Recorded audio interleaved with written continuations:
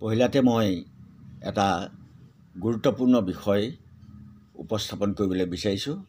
মোৰ পহিলাতে দাবী হ'ল যিবিলাক অঞ্চলত হাতীয়ে ইতিমধ্যে ধান খেতিকে আদি কৰি এইবিলাক বিনষ্ট কৰিছে, শাক পাচলিকে আদি কৰি বিনষ্ট কৰিছে, সেইবিলাক মালিকক অতি সোনকালে তাৰ ক্ষতিপূৰণ দিয়াটো মই দাবী জনাইছোঁ। আপোনাসকলে জানে নিশ্চয় কামপুৰ কেন্দ্ৰ কৰি ননৈকে কেন্দ্ৰ কৰি এই বৃহত্তৰ এটা অঞ্চল প্ৰতি বছৰে এই খেতি চপোৱা আঘোণৰ বতৰত শ শ হাতী আহি এই আঘোণৰ খেতি চপোৱা কাম সিহঁতে বিনষ্ট কৰিছে, খাই তহিলং কৰিছে। আৰু ইয়াৰো এটা কাহিনী আছে।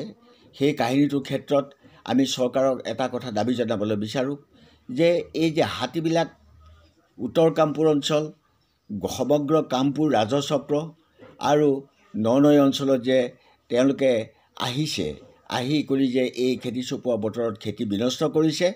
সাধাৰণতে মানুহবিলাকে এটা কথা কয় যে হয় যে বনত জংঘলত পাহাৰত কোনো গছ গছনি নথকাৰ কাৰণে এই হাতীবিলাকে তাত একো খাবলৈ নাপায়, তললৈ নামি আহিছে।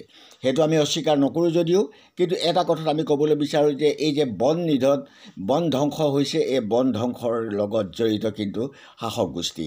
কাৰণ শাসক গোষ্ঠীয়ে এই বন ধ্বংসৰ যজ্ঞৰ লগত সম্পূৰ্ণ ওতঃপ্ৰোতভাৱে জড়িত আছে বুলি আমি ক'বলৈ বিচাৰোঁ যে শাসক গোষ্ঠীৰ দালালবিলাকে বন জংঘল ভাঙি খাস্তাং কৰিছে। তাৰোপৰি এই শাসক গোষ্ঠীৰ মদতত, শাসক গোষ্ঠীৰ পৃষ্ঠপোষকতাত এই পাহাৰবিলাকৰ যি মাটি খনন আদি কৰি অৰ্থাৎ জংঘলবিলাক বিনষ্ট কৰিছে, তাৰ কাৰণে কিন্তু শাসক গোষ্ঠীৰ পহিলাতে দায়ী। বিশেষকৈ মই বৃহত্তৰ কামপুৰ অঞ্চলত আজি ৪-৫ বছৰে আঘোণৰ বতৰত মানুহে ধান এডাল চপাবলৈ নাপায়। ইয়াৰ কাৰণটো একমাত্ৰ শাসক গোষ্ঠীয়ে বুলি মই ক'বলৈ বিচাৰোঁ। আৰু শাসক গোষ্ঠীৰ মদত পুষ্ট হৈ আমাৰ যি হাতী দণ্ডি আছিলে বহমপুৰৰ ওচৰত মিকিৰ বামুণীআটী, তাত কেইবা হাজাৰ বিঘা মাটি জনজাতিসকলে, বিশেষকৈ কাৰ্বি আৰু চাহ বাগানীয়া মানুহবিলাকে তাত আজি যুগ যুগ ধৰি খেতিপথাৰ কৰি আহিছিল। সেইটো দণ্ডি দিয়েই কাৰ্বি আংলঙৰ পৰা আৰু নগাঁৱলৈ হাতীবিলাক নামি আহি নগাঁও সেই পাহাৰ চাহাৰ তেওঁলোকে আহাৰ গ্ৰহণ কৰি পেলাই যায়গৈ। কিন্তু আজি বছৰমানৰ আগতে য'ত নেকি মিকিৰ বামুণীআটী বুলি বহমপুৰৰ ওচৰত কোৱা হৈছে, সেই মিকিৰ বামুণীআটী সেই যিটো হাতী দণ্ডি আছিল, সেই দণ্ডিতে আদানীৰ মদত পুষ্ট হৈ আৰু আমাৰ শাসক গোষ্ঠীৰ আশীৰ্বাদ পুষ্ট হৈ তাত এটা আজু পাৱাৰ নামৰ এটা ছ'লাৰ ফেক্টৰী বনাইছে, ছ'লাৰ এটা প্ৰজেক্ট বনাইছে। এই ছ'লাৰ প্ৰজেক্টটো বোলে 15 মেগাৱাট শক্তি উৎপাদন কৰিব। কিন্তু খেতিপথাৰ বিনষ্ট কৰি ৰাইজক উচ্ছেদ কৰি পেলাই আৰু বিশেষকৈ হাতীবিলাকৰ অহা দণ্ডিটো পথটো বন্ধ কৰি দিয়াৰ ফলত তেওঁলোকে তাৰ পশ্চিমলৈ পাহাৰ দি নামি আহি পেলাই আমাৰ ফ'ৰ লেন পাৰ হৈ পেলাই কামপুৰ বা গোটেই ৰাজচক্ৰটোতে এটা অত্যাচাৰ চলাইছে। গতিকে এনেকুৱা এক মুহূৰ্তত আমি অতি শীঘ্ৰেই এই আজু পাৱাৰৰ যিটো পাৱাৰ প্ৰজেক্ট বনাইছে, সেই প্ৰজেক্টটো বন্ধ কৰি হাতী যিটো অহা যোৱা পথ, সেই পথটো সোনকালে মোকলাই দিবৰ কাৰণে আমি চৰকাৰৰ ওচৰত সকলো বিহিত ব্যৱস্থা ল'বলৈ আমি আহ্বান জনাইছোঁ। এইখিনি এটা দুৰ্ভাগ্যজনক বিষয়, পুতৌ লগাজনক বিষয়।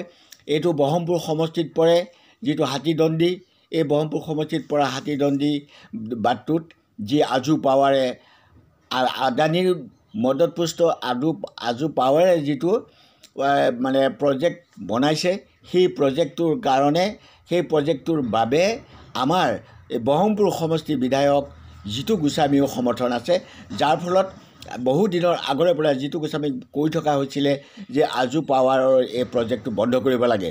কিন্তু তাৰ বিপৰীতে এই জিতু গোস্বামীয়ে আজু পাৱাৰক সমৰ্থন দিয়াৰ কাৰণেই আৰু লগতে চৰকাৰৰ সমৰ্থন পুষ্ট হৈ এই মিকিৰ বামুণীআটী যিটো হাতী দণ্ডি, সেই দণ্ডিটো বন্ধ কৰি দিয়া হ'ল।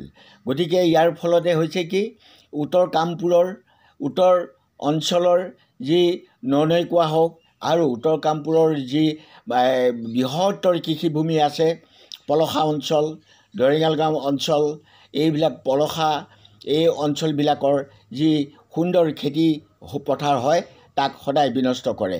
আৰু ইয়াত ভালে কেইজনমান ডেকা ল'ৰাই কৃষিভূমিৰ লগতে তেওঁলোকে শাক পাচলি খেতি কৰিছিলে, সেই শাক পাচলিখিনি দুখ লগাকৈ বিনষ্ট কৰিছে।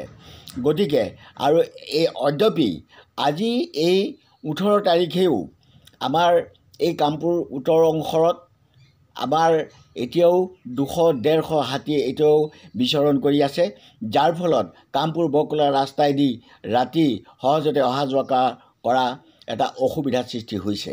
গতিকে এই হাতীজাক উলিয়াই দিবৰ কাৰণে বন বিভাগক মাতিলেও বন বিভাগে কয় আমি বেলেগ ঠাইত আছোঁ, তেওঁলোকৰ পৰ্যাপ্ত মানে ব্যৱস্থা নাইকিয়া বুলি ক'বলৈ বিচাৰে। গতিকে ইয়াতকৈ নিৰ্লজ্জ, ইয়াতকৈ দুৰ্ভাগ্যৰ কথা এইখন চৰকাৰৰ বাবে আমি একো নাইকিয়া বুলি ভাবোঁ। সেয়েহে আমি অতি শীঘ্ৰেই এই হাতীখিনি বন্ধ কৰিবৰ কাৰণে বামুণী যি ঠাইত তেওঁলোকে আজু পাৱাৰে মিকিৰ বামুণীত যি চ'লাৰ প্ৰজেক্ট বনাইছে, সেই চ'লাৰ প্ৰজেক্টটো সোনকালে অসম চৰকাৰে এইটো বন্ধ কৰি দিব লাগে। বন্ধ কৰি দি পেলাই হাতীৰ কাৰণে সেই বাটটো মুকলি ৰাখিব লাগে, আমি ইয়াকে কৈছোঁ।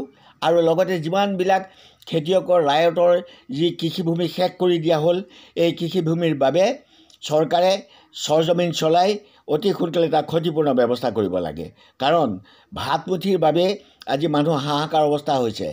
15 কেজিকৈ চাউল বা 5 কেজিকৈ চাউল এজন ব্যক্তিক দিলেই এই সকলো সমাধান নহয়। আজি যিটো বয়বস্তু মহঙা দৰ, তাৰ ফলত আৰু ৰাইজে যি ধান খেতিকেইটা পাইছে, সেই ধান খেতিকেইটাকে বিক্ৰী কৰি হ'লেও জীৱন নিৰ্বাহ কৰা এটা তেওঁলোকে সুবিধা লৈছিলে বা তেওঁলোকে জীৱন নিৰ্বাহৰ পথ বাছি লৈছে। গতিকে এনে ক্ষেত্ৰত এই হাতীখিনিক আজিৰ তাৰিখে উলিয়াই নিবলৈ নোৱাৰাটো আমাৰ নগাঁও প্ৰশাসনৰ অতি দুৰ্ভাগ্যজনক কথা, নগাঁও প্ৰশাসনৰ অতি নিৰ্লজ্জতা বুলি মই অনুভৱ কৰিবলৈ বিচাৰোঁ।